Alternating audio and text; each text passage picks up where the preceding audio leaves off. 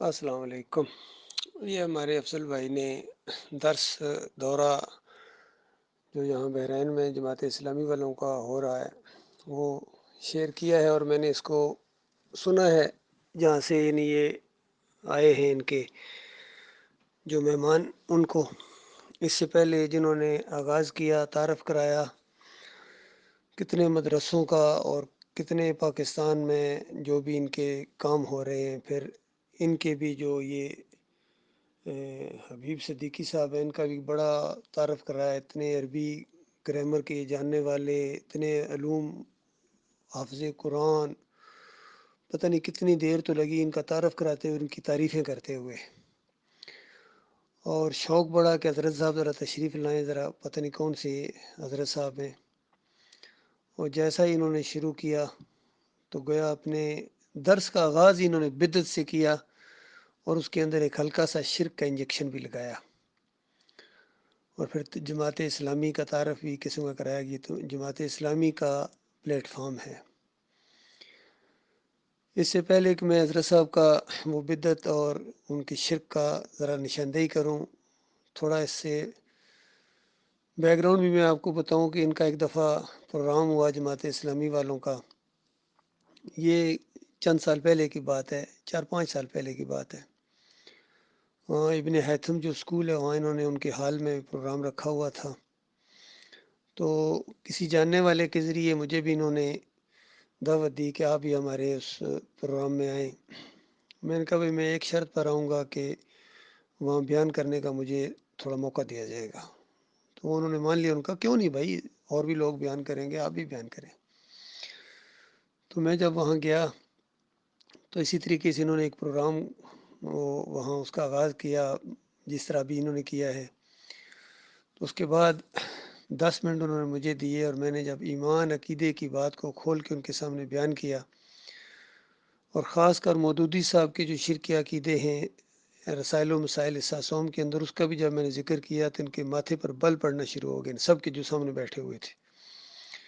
वो मैंने कहा सब्र करो, थोड़ा सा सुनो, हौसला पैदा करो अपने अंदर। अगर अकीदे के अंदर शिरक रह गया तो तुम्हारी ये सारी कारगुजारियाँ तुम्हारे मुंह के ऊपर मारी जाएंगी। क्या अब भी वक्त नहीं आया है कि ईमान अकीदे को दुरुस्त किया जाए? और ये जो जमहूरी रास्ता आपने इख्तियार किया है ये कौन से नबी ने इख्तियार किया था? ये तो एक मुशरकाना निज़ाम है। तुम इसमें कामयाब भी हो जाओ तब भी तुम्हारी आखिरत में यानी इसकी कोई वैल्यू नहीं है, दुनिया में ज़िल्लत तुम्हारे हिस्से में आएगी। ये तो एक मुशरकाना निज़ाम है। और इस दौरान मैं आपको एक छोटी सी मिसाल भी दे दूँ अपने इलाके गुजर खान के राजा ज़हीर साहब होते थे जमात इस्लामी के बड़े पुराने और हमेशा उन्हीं के प्लेटफॉर्म से ये इलेक्शन लड़ते थे और हमारे दूर के थोड़े से रिश्तेदार भी थे। हमारे भतीजे की उनके ख़ानदान में शादी हुई थी, बस ये रिश्तेदारी। तो उन्होंने गुजर खान से जब उठ के इलेक्शन लड़ा तो इलाके के जो मशहूर मारूफ पीर साहब से उन्होंने फतवा दे दिया कि राजा ज़हीर को वोट नहीं देना, ये वाबी है। परेशानी की लहर दौड़ गई, हर तरफ ये बातें होना शुरू हुई। पीर साहब ने फतवा दिया जी इसको वोट नहीं देना। राजा ज़हीर साहब जुमेरात को उनके पास गए, वहाँ पीर साहब को कहा कि ये आपने क्या फतवा दे दिया और सारे लोगों को मुतनफ़र कर दिया मेरे से। उनका हाँ बिल्कुल, मुझे पता चला आप गुस्ताख हैं, आप मज़ारों पर चादर नहीं चढ़ाते हैं। तो उन्होंने कहा नहीं भाई मैं तो चादर चढ़ाता हूँ, कब चढ़ाऊँ आके बताएं। उनका इस जुमेरात को आएँ और चादर चढ़ाएं, फिर मैं ऐलान कर दूंगा कि वाह भी नहीं है। राजा ज़हीर साहब वहाँ गए, उन्होंने चादर चढ़ाई। तो थोड़ी देर के लिए उन्होंने पीर साहब ने कह भी दिया हाँ भाई अच्छा अब ठीक है, मैं ऐलान कर दूंगा कि ये वाबी नहीं है। और जब राजा ज़हीर साहब वहाँ से वापस आए तो पीर साहब ने फिर ऐलान किया कि चादर तो चढ़ाई है लेकिन सही तरीके से नहीं चढ़ाई है, ऐसा महसूस होता है ज़रा नागवारी से चढ़ाई है, अंदर से वाबी लगते हैं। तो लिहाजा वोट मुश्किल है इनको देना, मुनासिब नहीं है। फिर राजा ज़हीर साहब पहुँच गए, पीर साहब आपने तो वादा किया था कि मैं ऐलान करूँगा कि मैं वाबी नहीं हूँ। उन्होंने कहा नहीं मैंने देखा है, महसूस किया है कि आपने ज़रा खुशी से नहीं चढ़ाई है, अगली जुमेरात को ज़रा खुशी के साथ मुस्कुराते हुए चेहरे के साथ ऐसे आराम से अकीदत के साथ चढ़ाएंगे तो फिर मैं ऐलान करूँगा। तो यकीन करें मेरे प्यारे भाइयों, राजा साहब को वहाँ चादर चढ़ानी पड़ी अगली जुमेरात को और फिर पीर साहब ने ऐलान कर दिया कि हाँ वोट जिसने देना दे दो, ये वाबी नहीं है।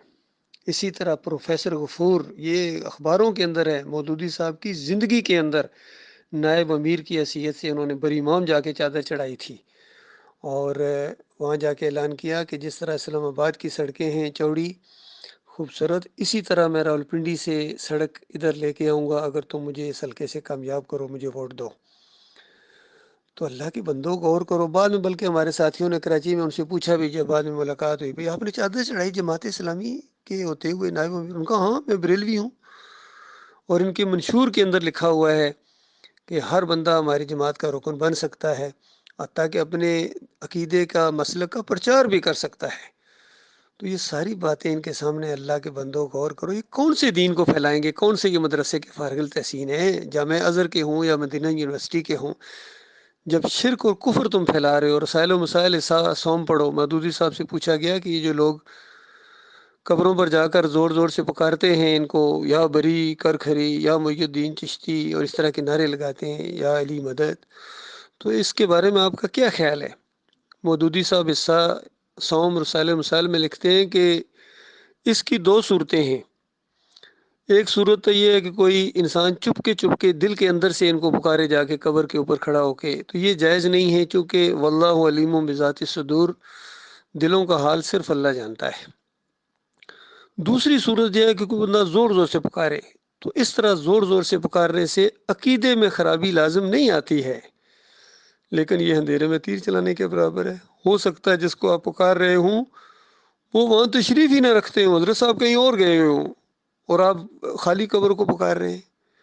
اور یہ بھی ممکن ہے کہ حضرت تشریف فرما ہوں قبر کے اندر، اور وہ نماز پڑھ رہے ہوں، یعنی اللہ کے ساتھ انہوں نے لو لگائی، وہ عبادت کر رہے ہوں، اور آپ ان کو ڈسٹرب کر رہے ہیں۔ تو غور فرمائیے اللہ کے بندو، یہ مفکر اسلام شاہ فیصل ایوارڈ یافتہ انقلابی انداز سے جو اٹھے تھے شروع میں، بعد میں اس طرح شرک کے اندر ملوث ہو گئے عوام کو خوش کرنے کے لیے۔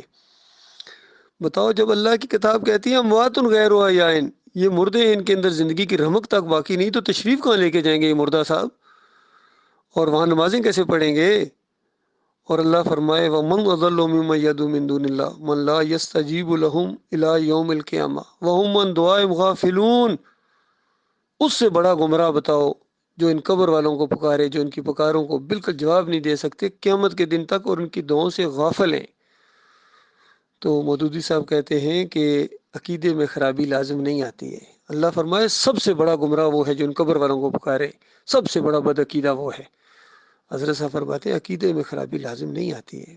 پھر آٹو بایوگرافی کے اندر مودودی صاحب لکھتے ہیں، جو سیکنڈ ایئر کے طالب علموں کو کالجوں کے اندر پڑھائی جاتی ہے، اس کے اندر میں نے خود دیکھا اس کتاب کو، کالج کے اندر جب پڑھائی جاتی ہے، خود نوشت کے اندر مودودی صاحب لکھتے ہیں کہ میری پیدائش سے 3 سال پہلے ایک مجذوب نے میرے والد صاحب کو خوشخبری سنائی تھی کہ آپ کے ہاں بیٹا پیدا ہوگا اور بڑے علمی مدارج کو پہنچے گا، اور اس کا نام ابو العلا رکھنا۔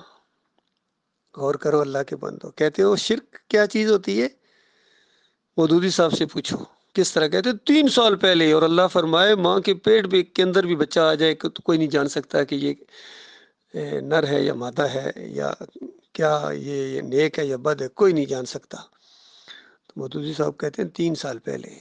پھر اس کے بعد اسی حصہ سوم رسائل و مسائل کے اندر سوال پوچھا گیا کہ لوگ یہ لڑائی جھگڑا کرتے ہیں نبی علیہ السلام کی حیات اور وفات کے اوپر، تو بتائیے یہ قبر کے اندر زندہ ہیں یا زندہ نہیں ہیں؟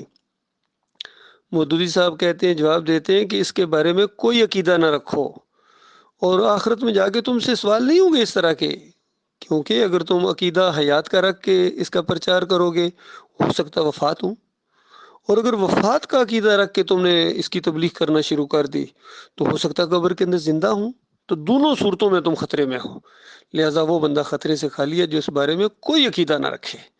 غور کیجئے میرے پیارے بھائیوں، ایک عقیدہ تو لازمی رکھنا پڑے گا، کیونکہ بغیر عقیدے کی کیسے ہوگی؟ اور انہوں نے ابو بکر صدیق کو گویا خطرے میں ڈال دیا، جو بخاری کی روایت کے اندر خطبہ صدیق اکبر کے نام سے مشہور کرا دیا اللہ تعالیٰ نے۔ نبی علیہ السلام کی میت ابھی دفن بھی نہیں ہوئی تھی، اور ابو بکر صدیق نے خطبہ دیا، الا من کان منکم یعبد محمد فان محمد قد مات ومن کان منکم یعبد اللہ حی القیوم لا یموت، کہ تم میں سے جو محمد صلی اللہ علیہ وسلم کی پوجا کرتا تھا، بندگی کرتا تھا، وہ سن لے، آج اس کا معبود فوت ہو گیا، اور جو اللہ کی بندگی کرتا تھا اللہ کو خوش کرنے کے لیے سب کچھ کرتا تھا۔ حی القیوم تو اللہ ہے، لا یموت صرف ایک ذات پر ہے۔ تو اندازہ لگائیے ابو بکر صدیق نے ایک عقیدہ بنایا، کیونکہ قرآن کا یہ عقیدہ ہے اور صحیح حدیث کا یہ عقیدہ ہے، اس کا پرچار کرنا ایمان کا لازمی جز ہے، لیکن مودودی صاحب نے خطرے میں ڈال دیا۔ تو یہ ساری چیزیں ہیں میرے پیارے بھائیوں، یہ سب کچھ شرک کے ساتھ تم دنیا کے اندر کیا نافذ کر دو گے بتاؤ؟ جماعت اسلامی کے یہ عقیدے ہوں مشرکانہ اور اسلامی جماعت ہوتی ہے؟ یہی حال تنظیم اسلامی کا ہے، سب کا یہی حال ہے، اللہ کے بندوں نے، سب مولویوں کا۔ انہوں نے اپنے دنیاوی مفادات کی خاطر، ان کو اسلام سے کوئی غرض نہیں ہے، یہ خالص اسلام آباد کے شوقین ہیں، اور یہ جو حضرت صاحب یہاں تشریف لائے ہیں خالص ان کا سیر کا اور کبھی جاپان جانے کا بس ان کا کھاتا کھلا ہوا ہے، جہاں جاتے ہیں شرک اور کفر پھیلا کے آتے ہیں۔ اور ابھی جنہوں نے آغاز کیا ہے، دیکھیے کون سی بدعت انہوں نے شروع کی ہے۔ کسی صحابی نے کبھی اس طرح صلاۃ والسلام نہیں پڑھا ہے، نہ نبی علیہ السلام نے سکھایا۔ کہتے ہیں اللہم صلی علی روح محمد، بتائیے یہ کہاں سے لے کے آ گئے ہو؟ پھر کہتے ہیں اللہم صلی علی جسد محمد، بتاؤ یہ کہاں سے لے کے آ گئے ہو؟ نئے نئے طریقے گڑھتے ہو، اور پھر بیچ میں شرک ٹھونک دیا، کہنے لگے اللہم صلی علی روضہ یعنی گنبد محمد۔ تو یہ تو نبی علیہ السلام نے لعنت بھیجی ہے گنبد بنانے والوں کے اوپر اور قبریں پکی کرنے والوں کے اوپر، مزار بنانے والوں کے اوپر۔ آج وہ گنبد بری طرح پوجا جا رہا ہے، تو اس طرح اس گنبد کی پوجا جو ہو رہی ہے اس کو تھپیاں دے رہے ہو قوم کو، عوام کو، کہ بالکل صحیح ہے۔ یہ ایک شرک اور بدعت کے ساتھ انہوں نے اپنے درس کا آغاز کیا ہے۔ تو اللہ کے بندو، ان کے پیچھے چلو گے تو انہی کے ساتھ ہمیشہ کی آگ میں تمہیں رہنا پڑے گا۔ مودودی صاحب تو اتر گئے، اس کو کوئی دنیا کی ذات نہیں، کوئی کائنات کی پوری کوئی چیز اس کو اب جہنم کی آگ سے نہیں بچا سکتی ہے۔ یہی معاملہ ڈاکٹر اسرار کا ہے، وہ بھی اسی طریقے سے شرک پھیلاتے رہے ہیں، وحدت الوجود کے، وحدت شہود کے، ان کی وحدت الوجود اور ڈاکٹر اسرار لکھو، سارے ان کی شرکی عقیدے سامنے آ جائیں گے، جن کو استاد محترم کہتے ہیں، علی انجینئر صاحب اور یہ سارے۔ اللہ کے بندو، یہ شرک کے دائی ہیں، میں نے ویسے نہیں ان کے اوپر انگلی رکھی، اور ان کی جو کفر و شرک کے پیچھے جو بتایا جا رہا ہے، ان کو سمجھنے کی کوشش کرو۔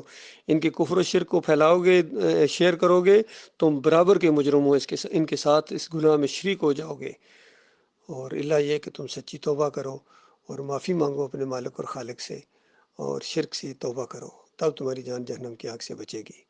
تو اس پلیٹ فارم میں ان لوگوں کی کوئی گنجائش نہیں ہے، یہ خالص توحید کا پلیٹ فارم ہے، ایمان خالص کا پلیٹ فارم ہے۔ اس میں ایمان عقیدے کی باتیں ہوتی ہیں اور شرک کا رد ہوتا ہے۔ اللہ تعالیٰ غور و فکر کرنے کی توفیق عطا فرمائے۔